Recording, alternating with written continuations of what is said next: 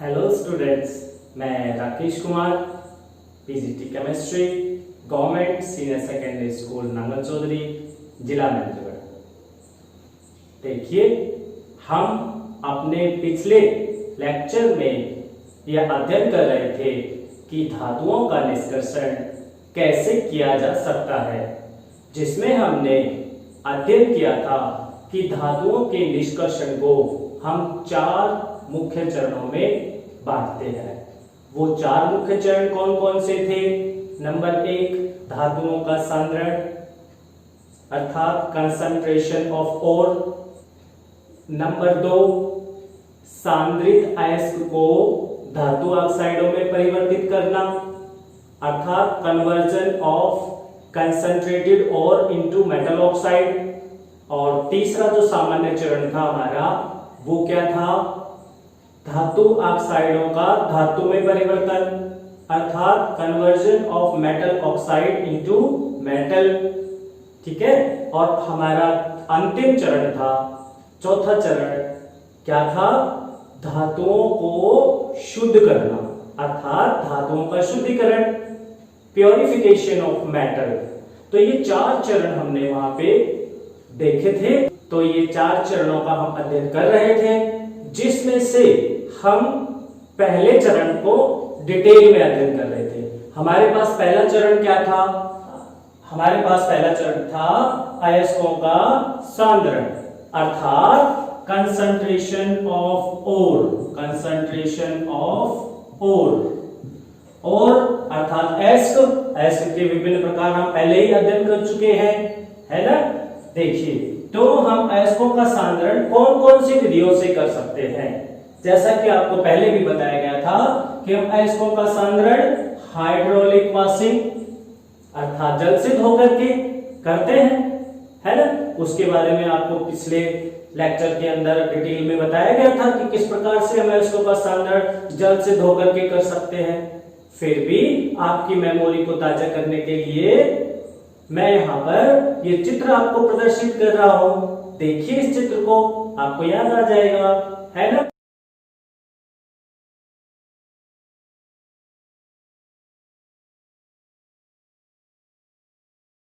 इसके बाद हमारे पास दूसरा जो चरण था वो था चुंबकीय पृथक्करण। चुंबकीय पृथक्करण जिसमें बताया गया था आपको कि 2 रोलर लेंगे, एक रोलर चुंबक का बना रहेगा, दूसरा रोलर बिना किसी चुंबक के अन्य वस्तु का बना रहेगा। तो उसके ऊपर हम एक कॉमन बेल्ट लगा देंगे। जो अचुंबकीय रोलर है उसके ऊपर हम जो अयस्क है पिसा हुआ उसको डालेंगे, वो घूम करके चुंबक वाले पहिए की तरफ आएगा। वहां पर चुंबक वाला पहिया आयरन, कोबाल्ट, निकल जैसी धातुएं जो चुंबक की ओर आकर्षित होती हैं उनको अपनी ओर क्या कर लेता है? खींच लेता है। और जो अशुद्धियां होती है उनको नहीं खींचता। तो दोनों अलग अलग घेरे के रूप में आ जाते हैं। पढ़ा था ना हमने ऐसा। उसको एक बार पुनः आपको याद दिलाने के लिए मैं यहाँ पे ये चित्र ऐड कर रहा हूं। देखिए आप इस चित्र को, ठीक है।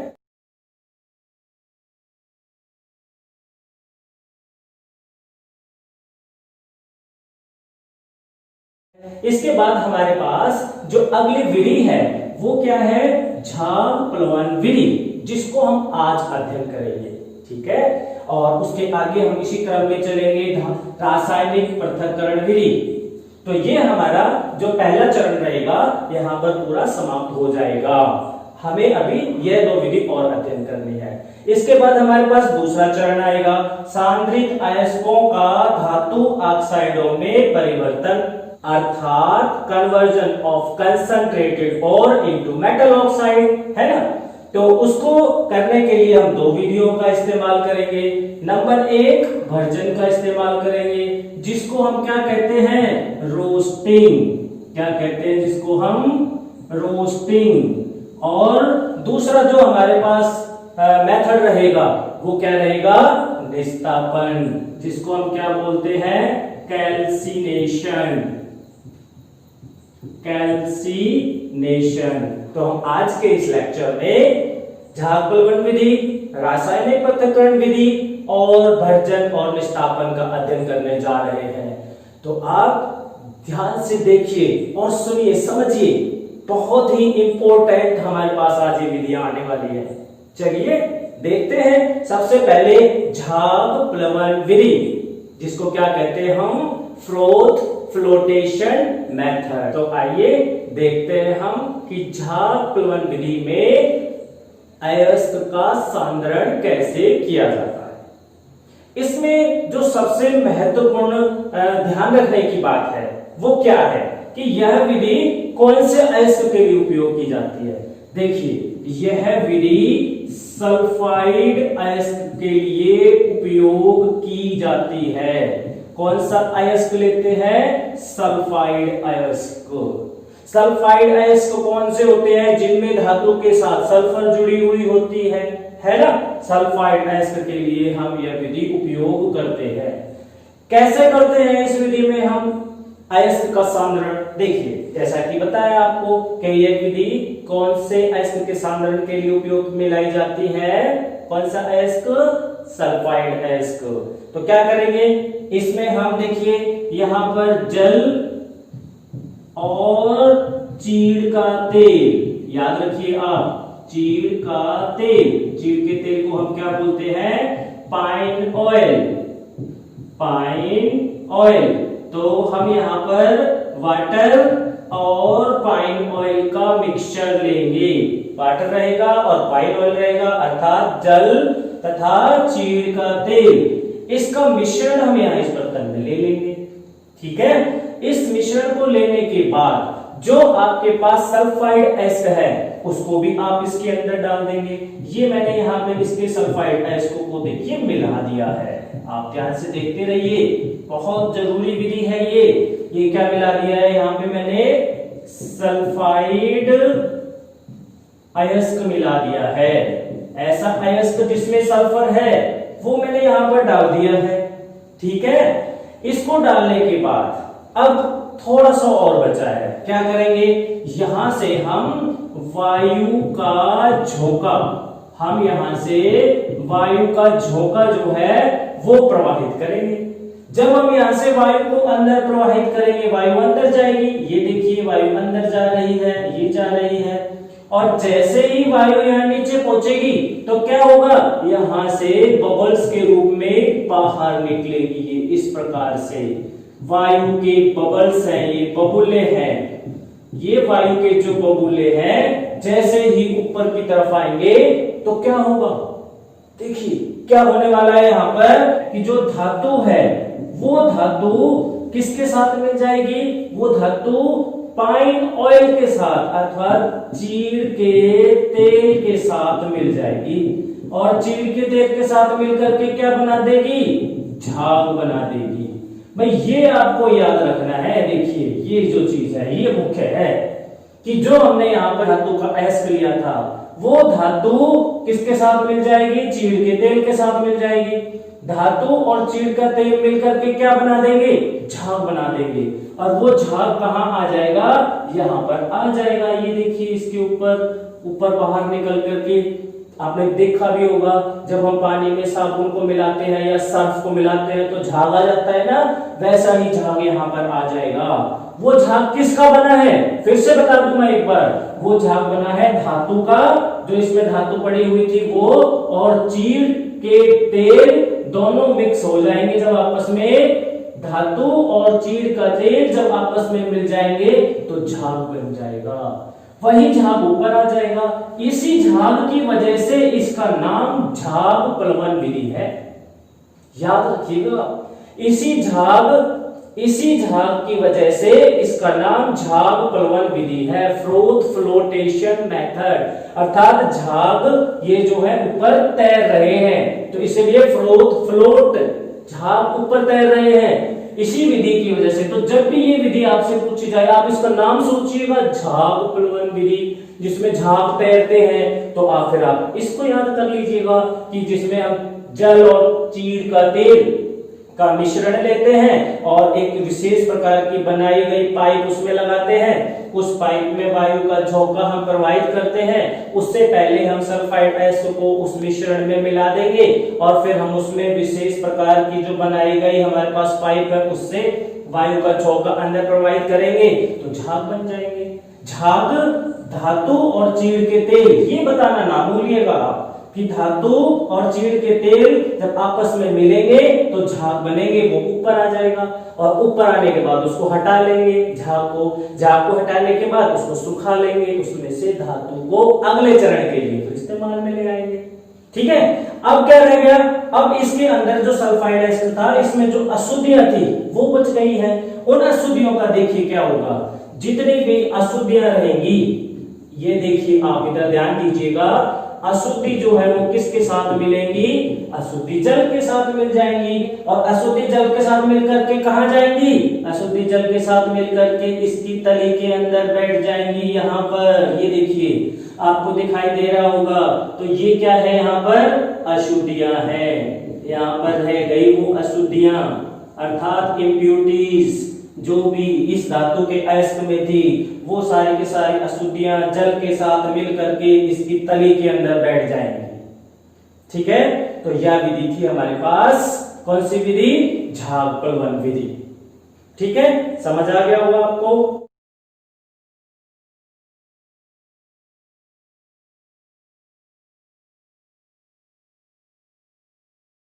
अब हम चलते हैं अपनी अगली विधि के ऊपर।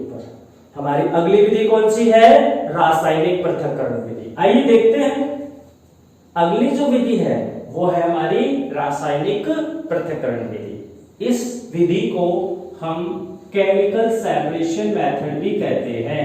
क्या कहते हैं, chemical separation method, chemical separation method भी बोला जाता है।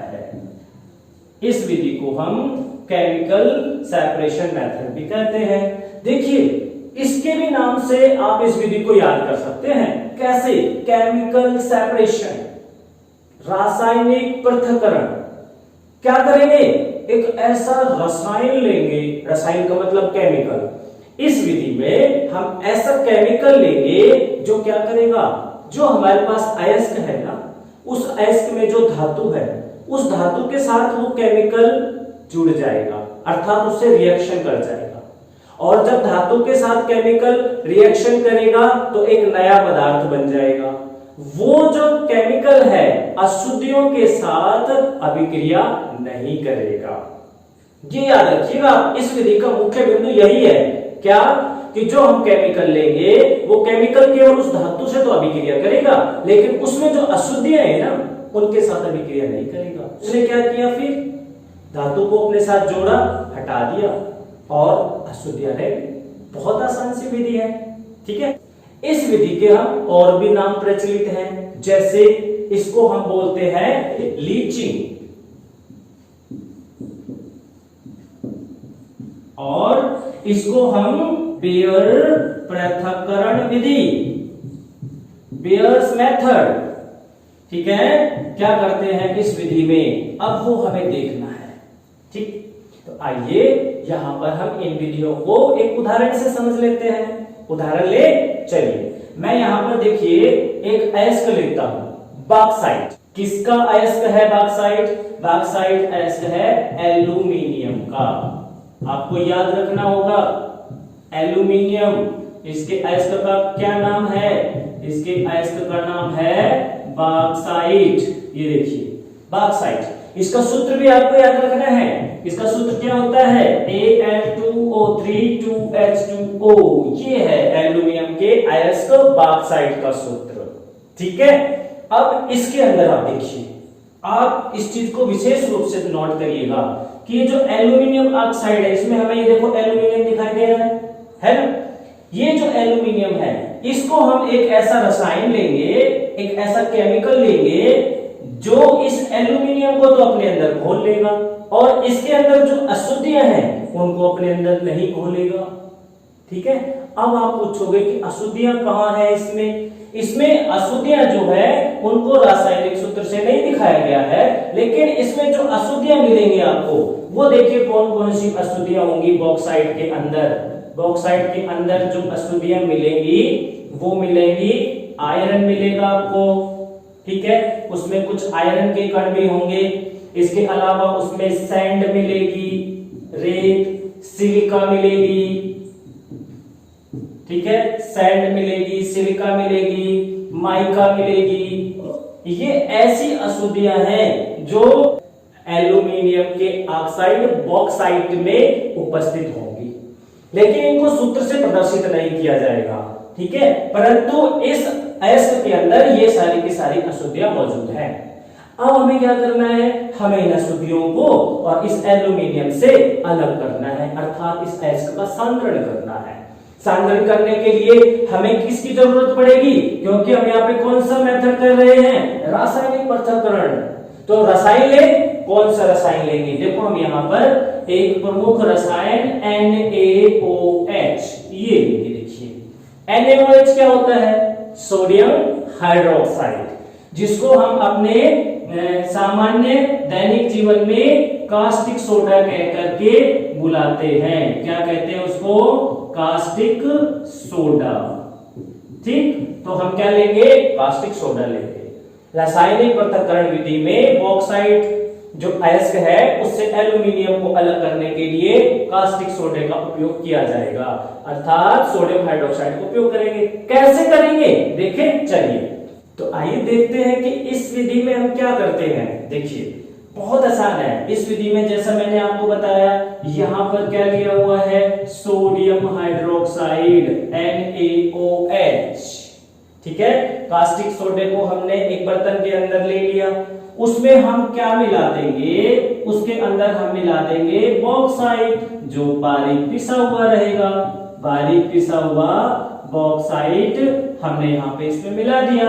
बॉक्साइट का सूत्र Al2O3 2S2O है, ठीक है। तो बहुत ही आसान विधि है। सोडियम हाइड्रोक्साइड एक बर्तन में लिया, उसमें हमने बॉक्साइट को पिसे हुए को मिला दिया। मिलाने के बाद दोनों अभिक्रिया करेंगे, और दोनों जब अभिक्रिया करेंगे तो क्या बनने वाला है, ये देखना है ना कि क्या बनेगा। तो आइए हम देखो इन दोनों के बीच में जो अभिक्रिया होने वाली है उसको हम 3 चरणों में प्रदर्शित करेंगे। और 3 चरणों में किसने बताया था, बेयर नाम के एक वैज्ञानिक थे, उन्होंने भी बताया था। उसी के नाम से हमने इस विधि का नाम बेयर विधि भी रखा है ना, तो उनके नाम से ही इसका नाम बेयर विधि भी पड़ गया। तो बेयर विधि पूछी जाए या लीचिंग पूछा जाए या केमिकल सेपरेशन मेथड अर्थात रासायनिक पृथक्करण विधि पूछी जाए, तीनों में यही बताना है। वो 3 अभिक्रिया कौन सी है वो देखते हैं। इन दोनों के बीच में जो अभिक्रिया हो रही है वो 3 चरण में होगी। तो देखिए पहले चरण में क्या होने वाला है, हम यहाँ पे क्या ले लेंगे, बॉक्साइट Al2O3 2S2O, क्या लिया ये, बॉक्साइट, बॉक्साइट, ठीक है। और इस बॉक्साइट को हम किसके साथ मिला देंगे, सोडियम हाइड्रोक्साइड के साथ मिला देंगे। सोडियम हाइड्रोक्साइड के साथ मिलाएंगे तो अभिक्रिया करके क्या बनने वाला है, एक बहुत ही महत्वपूर्ण यौगिक बनने वाला है, और वो क्या है, NaAlO2। क्या बोलते हैं इसको, सोडियम एल्यूमिनेट, सोडियम एल्यूमिनेट बनेगा, ये देखिए। और इसके साथ में क्या बनने वाला है, जल बनने वाला है, ठीक है। इसके बाद दूसरे चरण में हमारे पास क्या होगा वो देखते हैं। दूसरे चरण के अंदर, ये दूसरा चरण है, दूसरे चरण में जो यहाँ पे सोडियम एल्यूमिनेट बना है ना, इसको कार्बन डाइऑक्साइड के साथ अभिक्रिया करवा देंगे, इसमें से कार्बन डाइऑक्साइड गैस गुजार देंगे, ठीक है। देखिए क्या होने वाला है, ये हमारे पास बना है सोडियम एल्यूमिनेट NaAlO2, और इसको हम क्या करेंगे, जल और कार्बन डाइऑक्साइड के साथ अभिक्रिया करवा देंगे। तो जल और कार्बन डाइऑक्साइड के साथ अभिक्रिया कर दी, क्या बना देगा, एल्यूमिनियम हाइड्रोक्साइड बन जाएगा, AlOH थ्राइस बन जाएगा। और क्या बनेगा, और क्या बनेगा, सोडियम कार्बोनेट बनेगा, Na2CO3 ये बनेगा। तो यहां पर क्या बन गया हमारे पास, एल्यूमिनियम हाइड्रोक्साइड। अब हम इस एल्यूमिनियम हाइड्रोक्साइड को तीसरे चरण में देखिए क्या करेंगे। जब हम इसमें तीसरा चरण लेते हैं तो तीसरे चरण के अंदर ये जो एल्यूमिनियम हाइड्रोक्साइड है, आपको नजर आ रहा होगा एल्यूमिनियम हाइड्रोक्साइड में क्या उपस्थित है, देखिए जल उपस्थित है। तो हम इस एल्यूमिनियम हाइड्रोक्साइड को यहां पर क्या कर देंगे, गर्म कर देंगे, गर्म कर देंगे। जब एल्यूमिनियम हाइड्रोक्साइड को हम गर्म करते हैं कितने तापमान पे, 1470 केल्विन पर गर्म करेंगे, तो इसके अंदर से जल, जो ये वाला जो जल है ना, ये जल अलग हो जाएगा और क्या बन जाएगा, एल्यूमिनियम ऑक्साइड बन जाएगा। ये देखिए ये जल अलग हो गया, क्या बना यहाँ पे, एल्यूमिनियम ऑक्साइड। क्या बन गया, एल्यूमिनियम ऑक्साइड बन गया। क्या बन गया, एल्यूमिनियम ऑक्साइड बन गया। तो ये जो विधि है हमारे पास रासायनिक पृथक्करण विधि है ना। तो इस विधि को मैं एक बार फिर से समझा देता हूं कि इस विधि में क्या होता है। आप देखिए जैसा इसका नाम बता रहा है, रासायनिक पृथक्करण अर्थात केमिकल सेपरेशन। इसमें हम ऐसा केमिकल यूज करेंगे, ऐसा रसायन उपयोग करेंगे जो क्या करेगा, जो अयस्क होगा उस अयस्क के अंदर से धातु को अपने साथ घोल लेगा और अशुद्धियों को छोड़ देगा। ठीक है, तो हमने क्या किया, यहाँ पे हमारे पास एक हमने उदाहरण के रूप में एल्यूमिनियम का अयस्क बॉक्साइट लिया। बॉक्साइट को हमने केमिकल जिसका नाम है यहाँ पर सोडियम हाइड्रोक्साइड, उसके अंदर डाल दिया। सोडियम हाइड्रोक्साइड में जब पिसे हुए बॉक्साइट को हमने डाल दिया तो उन दोनों के बीच अभिक्रिया हो गई। तो क्या अभिक्रिया हुई, उस अभिक्रिया को हमने 3 चरणों में बांटा हुआ है। वो 3 चरण कौन कौन से, देखिए चरण 1 कि हमने बॉक्साइट को सोडियम हाइड्रोक्साइड के साथ मिलाया तो सोडियम एल्यूमिनेट बन गया NaAlO2, सोडियम एल्यूमिनेट बन गया जल के साथ। देखिए कि दूसरे चरण में क्या हुआ, दूसरे चरण में सोडियम एल्यूमिनेट और जल का जो मिश्रण था उसके अंदर से हमने कार्बन डाइऑक्साइड गैस को गुजार दिया। तो जब उसमें से कार्बन डाइऑक्साइड गैस गुजरती है तो एल्यूमिनियम हाइड्रोक्साइड बनेगा और सोडियम कार्बोनेट बनेगा। अब जो एल्यूमिनियम हाइड्रोक्साइड है ये हमारे लिए इंपॉर्टेंट है, इसको हम तीसरे चरण में ले जाते हैं। तीसरे चरण में एल्यूमिनियम हाइड्रोक्साइड को 1470 केल्विन पर गर्म कर देंगे तो क्या बनेगा, एल्यूमिनियम ऑक्साइड बनेगा Al2O3, धातु का ऑक्साइड बन गया। और क्या बन जाएगा, जल बन जाएगा। जल अलग हो गया, जल उड़ गया और क्या बना, एल्यूमिनियम ऑक्साइड। एल्यूमिनियम ऑक्साइड से अगर हमें एल्यूमिनियम धातु प्राप्त करनी है तो उसको आगे के चरणों में हम इस्तेमाल करेंगे। ठीक है, तो इस विधि में हमने क्या किया, अशुद्धियों को अलग कर दिया। अब आप सोच रहे हैं अशुद्धियां कहां गई, देखिए अशुद्धियां यहां तली के अंदर इसमें नीचे रह जाएंगी। ये देखिए ये यहाँ पर अशुद्धियां रह गई हैं। अशुद्धियां क्यों अलग रह गई हैं, क्योंकि उसने सोडियम हाइड्रोक्साइड के साथ अभिक्रिया ही नहीं की, है ना। तो जब सोडियम हाइड्रोक्साइड उसके साथ अभिक्रिया नहीं करेगा तो वो तो अलग ही पड़ी रहेंगी। फिर किसके साथ अभिक्रिया कर गया, सोडियम हाइड्रोक्साइड एल्यूमिनियम के साथ। यह हमारे पास थी रासायनिक पृथक्करण विधि जिसमें हमने पढ़ा कि धातु के जो अयस्क हैं उनका सांद्रण कैसे करते हैं। तो इस प्रकार हमने धातु निष्कर्षण के पहले चरण का अध्ययन किया जिसमें हमने 4 विधियों का अध्ययन किया, हाइड्रोलिक वाशिंग, दूसरा था चुंबकीय पृथक्करण, तीसरा था झागकुलवन विधि और चौथा रासायनिक पृथक्करण विधि। अब हम चलते हैं अपने दूसरे चरण की ओर, देखते हैं कि दूसरे चरण में क्या होता है। दूसरा जो चरण था जैसा पहले बताया गया आपको, हम इसमें क्या करते हैं, सांद्रित जो अयस्क आएगा हमारे पास उसको धातु ऑक्साइड में परिवर्तित करेंगे। क्या नाम रहेगा दूसरे चरण का, सांद्रित अयस्कों का धातु ऑक्साइडों में, धातु ऑक्साइडों में परिवर्तन। देखिए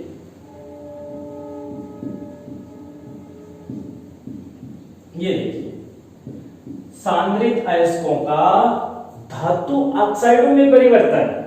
क्या करना है, जो अयस्क सांद्रित होकर के आ गया है उसके धातु ऑक्साइड बनाने हैं। धातु ऑक्साइड क्या, धातु के साथ ऑक्सीजन जुड़े होना, है ना। तो धातु के साथ ऑक्सीजन जुड़ी हुई अवस्था में हमें लाना है किसको, जो सांद्रित अयस्क आया है उसको, इस चरण के अंदर हम उन अयस्कों को लेंगे जो ऑक्साइड अयस्क नहीं है। ऑक्साइड अयस्क कौन से नहीं है? जैसे कार्बोनेट अयस्क है और सल्फाइड अयस्क। तो कार्बोनेट अयस्क और सल्फाइड अयस्क यदि हमारे पास है तो उसके लिए हम ये दूसरा चरण लगाएंगे। इस चरण में हम दो विधियों का अध्ययन करेंगे जिनसे हम सांद्रित अयस्क को धातु ऑक्साइड में बदल देते हैं। वो कौन कौन से हैं? देखिए, नंबर 1 भर्जन, भर्जन जिसको हम इंग्लिश में कहते हैं रोस्टिंग, रोस्टिंग। दूसरा हमारे पास रहेगा निस्तापन, जिसके को हम बोलते हैं कैल्सिनेशन। ठीक है, चलिए अब हम इनको एक एक करके अध्ययन करते हैं। सबसे पहले हम लेते हैं भर्जन। इस भर्जन में क्या किया जाता है, आइए देखते हैं। इस विधि में क्या करते हैं? इस विधि में हम अयस्क को ऑक्सीजन की उपस्थिति में बहुत अधिक गर्म करते हैं। जैसे आपने रोस्टिंग तो सुना होगा कि भट्टी के अंदर रोस्ट कर लो, है। जैसे मक्की का जो सिट्टा होता है ना, मक्की का सिट्टा, उसको हम क्या करते हैं? उसको हम कोयले के ऊपर रख के रोस्ट करते हैं, उसको बहुत जोर से गर्म करते हैं तो वो रोस्ट हो जाता है, भुन जाता है ना। तो इसी प्रकार से हम क्या करते हैं, यहाँ पर जो हमारे पास सल्फाइड अयस्क होगा उसको हम बहुत तेज गर्म करेंगे ऑक्सीजन की उपस्थिति में। तो वो विधि क्या कहलाएगी? भर्जन कहलाएगी। क्या होता है भर्जन? इसकी परिभाषा क्या है, आइए देखते हैं। वह विधि जिसमें सांद्रित सल्फाइड अयस्क को वायु की उपस्थिति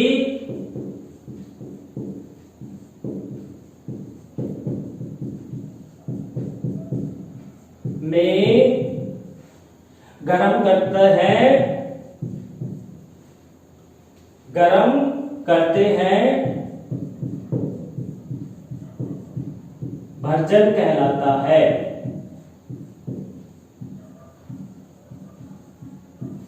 भर्जन कहलाता है। देखिए, वह विधि जिसमें सांद्रित सल्फाइड अयस्क, बहुत विशेष बात है ये, सांद्रित सल्फाइड अयस्क, कैसा अयस्क? सल्फाइड अयस्क को, दूसरी विशेष चीज क्या है? वायु की उपस्थिति। ये दो चीज भर्जन को याद करने के लिए बहुत जरूरी है। सांद्रित सल्फाइड अयस्क को वायु की उपस्थिति में गर्म करना ही भर्जन कहलाता है कि नहीं? चलो इसके उदाहरण देखें हम कि कौन से सल्फाइड अयस्क कैसे उसका भर्जन करेंगे। आइए हम इसके उदाहरण देखते हैं। मैं यहां पर जिंक सल्फाइड लेता हूं। ये जिंक का सल्फाइड अयस्क है जो सांद्रित होकर हमारे पास आ गया है। तो जिंक सल्फाइड लिया है यहाँ पे, और इसको मैं ऑक्सीजन की उपस्थिति में क्या करूंगा? गर्म करूंगा। आपको लिखना पड़ेगा यहाँ पर, गर्म करने पर, बहुत अधिक तापमान पर इसको गर्म करना पड़ेगा। तो क्या होगा? देखिए, ये जो जिंक है ना, इस ऑक्सीजन के साथ मिलेगा और जिंक ऑक्साइड बना देगा, ZnO। क्या बना देगा? जिंक ऑक्साइड बना देगा। और क्या बनेगा? ये सल्फर और ऑक्सीजन ये दोनों जुड़ जाएंगे और क्या बन जाएगा? सल्फर डाइऑक्साइड बन जाएगा। देखिए इस तरीके से सल्फर डाइऑक्साइड बन जाएगा। तो जब हम जिंक सल्फाइड को ऑक्सीजन की उपस्थिति में गर्म करते हैं तो क्या बनता है? जिंक ऑक्साइड, धातु का ऑक्साइड बनता है और सल्फर डाइऑक्साइड गैस निकलती है ना। एक और उदाहरण देखते हैं हम ऐसा ही। अब की बार हम यहाँ पे लिखते हैं मरकरी का जो प्रमुख अयस्क होता है जिसको कहते हैं सिनेमा, वो लेते हैं। सिनेमा का सूत्र क्या होता है? HgS। सिनेमा HgS ये हमने यहाँ पे लिया, इसको भी ऑक्सीजन की उपस्थिति में हमको गर्म करना पड़ेगा क्योंकि सल्फाइड अयस्क है। जब सल्फाइड अयस्क को ऑक्सीजन की उपस्थिति में गर्म करते हैं, क्या लिखना पड़ेगा? गर्म करने पर, ये लिखना पड़ेगा। तो गर्म करेंगे तो मरकरी का ऑक्साइड बन जाएगा HgO, है ना। और क्या बनेगा साथ में, सल्फर डाइऑक्साइड गैस निकलेगी। क्या बनने वाला है, सल्फर डाइऑक्साइड गैस बनने वाली है। किसके साथ, धातु के ऑक्साइड के साथ, मरकरी के ऑक्साइड के साथ। तो सीधे बार को ऑक्सीजन की उपस्थिति में गर्म किया, मरकरी ऑक्साइड बन गया और सल्फर डाइऑक्साइड बन गई। तो यही तो कर रहे हैं हम इस विधि में, भर्जन में सल्फाइड गैस ले रहे हैं। देखिए ऑक्सीजन की उपस्थिति है अर्थात वायु की उपस्थिति है और गर्म कर रहे हैं और धातु के ऑक्साइड बन रहे हैं सल्फर डाइऑक्साइड के साथ। बन रहे हैं कि नहीं बन रहे हैं। तो ये दो उदाहरण आप याद रखिएगा और इस विधि को याद रखिएगा। ये कहलाता है रोस्टिंग, है ना। रोस्टिंग का आप चित्र देखना चाहोगे कि रोस्टिंग कैसे करते हैं, आइए इस चित्र को देख लीजिए, जरा ध्यान दीजिए। इस चित्र में रोस्टिंग करते हुए दिखाया गया है धातु का, ठीक है।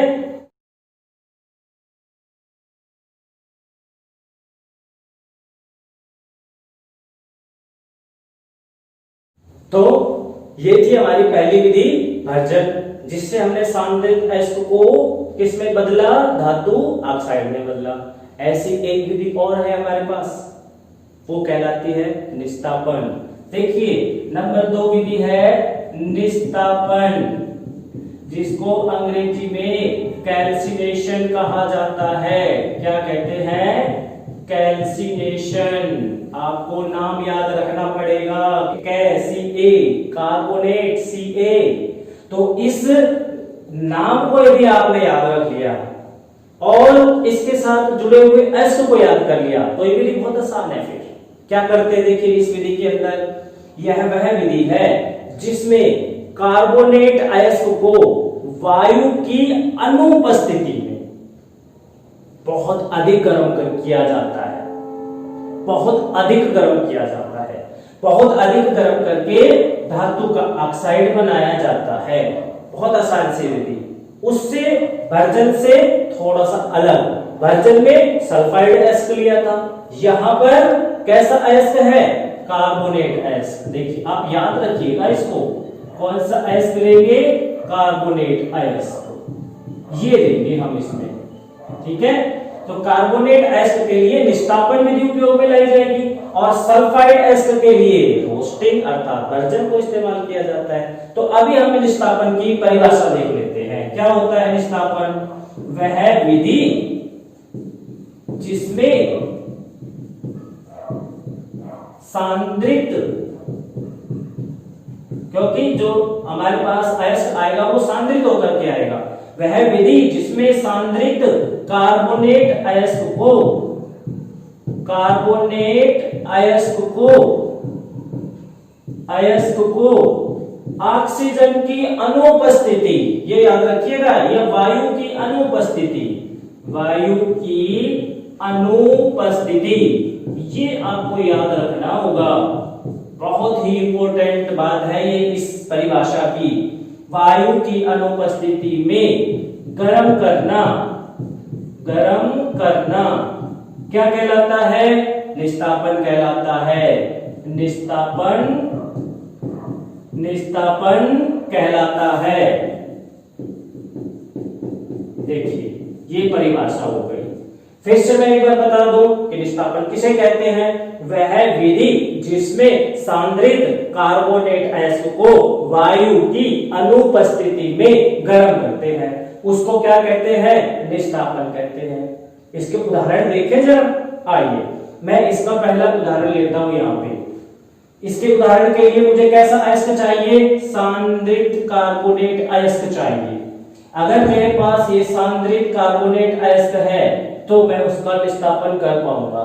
सांद्रित कार्बोनेट अयस्क में मैं जैसे जिंक कार्बोनेट ले लेता हूं, यहाँ पे देखिए जिंक कार्बोनेट, और जिंक कार्बोनेट को क्या करना है, मुझे सीधे गर्म करना है। सीधे गर्म किसकी अनुपस्थिति में, वायु, वायु नहीं लेनी आपको, तो यहाँ पर आप ऑक्सीजन नहीं दिखाएंगे, सीधा क्या लिखेंगे यहाँ पे, गर्म करने पर। आप इसको सीधा गर्म करिए, गर्म करेंगे तो क्या हो जाएगा, जिंक ऑक्साइड बन जाएगा और क्या बनेगा, कार्बन डाइऑक्साइड बन जाएगी। देखिए ये कार्बन डाइऑक्साइड यहाँ से अलग हो गई, एक ऑक्सीजन बची, एक ऑक्सीजन इसके साथ जुड़ गई, तो जिंक ऑक्साइड बन गया और कार्बन डाइऑक्साइड बन गया है ना। बहुत आसान सी अभिक्रिया है, आप याद रखिएगा इस अभिक्रिया को। इसके अलावा हम एक और उदाहरण लेते हैं, जो आपने कई बार पढ़ा है। ऐसा उदाहरण ले लेते हैं, calcium carbonate CaCO3। Calcium carbonate चूने का पत्थर है ना, चूने का पत्थर, इसको हम गर्म करते हैं। गर्म करने पर इस चूने के पत्थर के अंदर कौन सी धातु उपस्थित है? कैल्शियम। कैल्शियम धातु मिलेगी हमें इससे। कैल्शियम कार्बोनेट लिया, इसको गर्म किया तो क्या बन जाएगा? कैल्शियम ऑक्साइड बन जाएगा, कार्बन डाइऑक्साइड गैस निकलेगी। देखिए कितनी आसान सी विधि है, आपने कई बार इसको पढ़ा होगा। कैल्शियम कार्बोनेट गर्म करते हैं, कैल्शियम ऑक्साइड कार्बन डाइऑक्साइड बन जाता है, पर आपको वहां ये नहीं पता होगा कि ये निस्तापन का भी उदाहरण है। पर अब आप याद कर लीजिएगा कि निस्तापन में भी आता है, कार्बोनेट ऐसा है। इस प्रकार से हमने भर्जन और निस्तापन का अध्ययन किया। आइए अब हम जरा इसका एक चित्र भी देख लें कि निस्तापन कैसे करते हैं। देखेंगे, चलिए आप इस चित्र को ध्यान से देखिएगा। इसके अंदर आपको निस्तापन करते हुए दिखाया गया है, अर्थात सांद्रित अयस्कों को वायु की अनुपस्थिति में गर्म करके दिखाया जा रहा है। देखिए ध्यान से।